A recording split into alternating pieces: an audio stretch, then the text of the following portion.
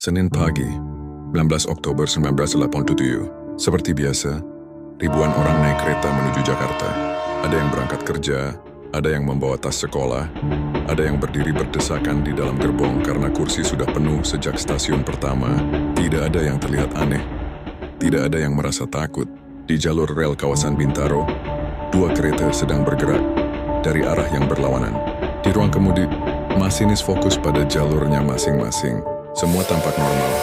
Setidaknya beberapa menit lagi, pagi itu, sistem perjalanan kereta masih menggunakan jalur tunggal di beberapa bagian.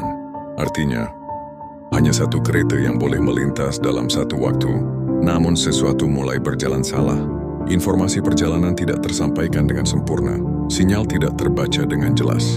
Dan keputusan yang terlihat kecil perlahan membawa dua kereta itu menuju jalur yang sama. Penumpang di dalam gerbong tidak tahu apa-apa. Sebagian membaca koran, sebagian tertidur sambil berdiri, sebagian lagi menatap keluar jendela, melihat perumahan yang mereka lewati setiap hari. Tidak ada alarm, tidak ada peringatan. Hingga beberapa detik sebelum semuanya berubah, masinis mulai menyadari ada sesuatu di depan. Bukan sinyal, bukan cahaya stasiun, sebuah kereta lain muncul di jalur yang sama. Rem darurat ditarik, suara logam melengking keras tetapi jarak sudah terlalu dekat. Dan pada pagi yang tampak biasa itu, tabrakan besar terjadi. Benturan menghancurkan bagian depan gerbong, besi melipat, kaca pecah, tubuh penumpang terlempar ke depan dalam satu gelombang besar. Suara jeritan memenuhi udara, diikuti keheningan beberapa detik yang terasa sangat panjang. Di luar, warga sekitar berlari menuju lokasi.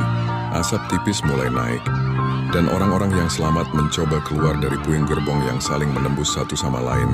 Beberapa penumpang masih terjebak, tidak bisa bergerak. Tidak ada yang menyangka perjalanan rutin pagi itu akan berakhir seperti ini. Namun, kekacauan sebenarnya baru saja dimulai. Karena setelah tabrakan terjadi, jumlah korban terus bertambah, dan bantuan yang datang pertama kali segera menyadari bahwa skala tragedi ini jauh lebih besar daripada yang terlihat dari luar. Setelah suara benturan reda, suasana berubah menjadi kacau total. Orang-orang berteriak meminta tolong. Beberapa berjalan keluar dengan luka serius, sementara yang lain masih terjebak di dalam gerbong yang hancur. Logam yang saling bertumpuk membuat proses evakuasi menjadi sangat sulit. Petugas pertama yang tiba harus membuka jalan secara manual, menarik korban satu persatu. Di jalan sekitar lokasi, kendaraan mulai berhenti. Warga membantu semampunya, membawa korban ke pinggir rel, mencoba menghentikan pendarahan dengan kain seadanya. Rumah sakit di sekitar Jakarta Selatan mulai menerima gelombang pasien dalam jumlah besar. Dokter dan perawat bekerja tanpa henti. Sementara keluarga korban mulai berdatangan, mencari nama yang mereka kenal. Beberapa laporan awal menyebut puluhan korban, namun angka itu terus berubah. Seiring berjalannya waktu, jumlah korban tewas meningkat secara drastis. Banyak penumpang berdiri di dalam kereta saat benturan terjadi, membuat dampaknya jauh lebih mematikan. Di lokasi kejadian, suasana tetap penuh ketegangan. Suara alat pemotong besi, suara perintah petugas, dan sesekali keheningan ketika sebuah gerbong berhasil dibuka. Beberapa saksi mengingat bau logam, campuran debu, dan rasa tidak percaya bahwa semua ini terjadi dalam hitungan detik. Media mulai melaporkan tragedi tersebut sebagai salah satu kecelakaan kereta terburuk di Indonesia. Namun di tengah kekacauan, pertanyaan mulai muncul. Bagaimana mungkin dua kereta bisa berada di jalur yang sama? Apakah ada sinyal yang terlewat atau kesalahan komunikasi? Jawaban belum jelas saat itu. Sementara itu, malam mulai turun dan proses evakuasi masih berlangsung. Lampu darurat menerangi rel yang rusak, menunjukkan betapa parahnya benturan yang terjadi. Dan ketika angka korban akhirnya diumumkan, banyak orang baru menyadari ini bukan sekadar kecelakaan biasa. Ini adalah tragedi nasional.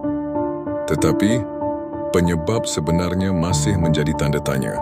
Dan jawaban atas pertanyaan itu justru membuka babak yang lebih berat bagi sistem perkereta-apian Indonesia. Beberapa hari setelah kejadian, investigasi resmi dimulai.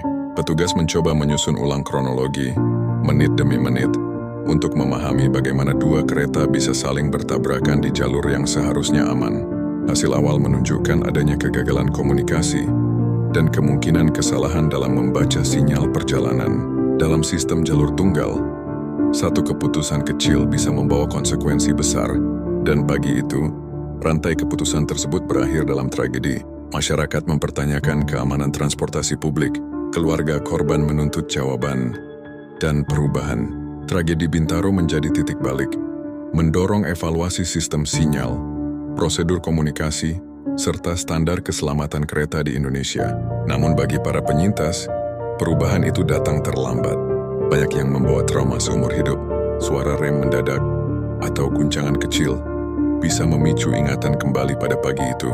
Nama Bintaro sendiri berubah makna, bukan lagi sekadar lokasi, tetapi simbol dari sebuah pagi yang berubah menjadi mimpi buruk.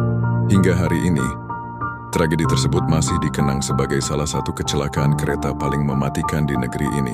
Dan pelajaran terbesarnya mungkin sederhana, namun berat, bahwa bencana besar tidak selalu datang dengan tanda jelas. Kadang, ia datang di tengah rutinitas, saat semua orang percaya perjalanan mereka akan berlangsung seperti biasa. Senin pagi itu dimulai seperti hari normal, dan dalam hitungan detik, semuanya berubah selamanya.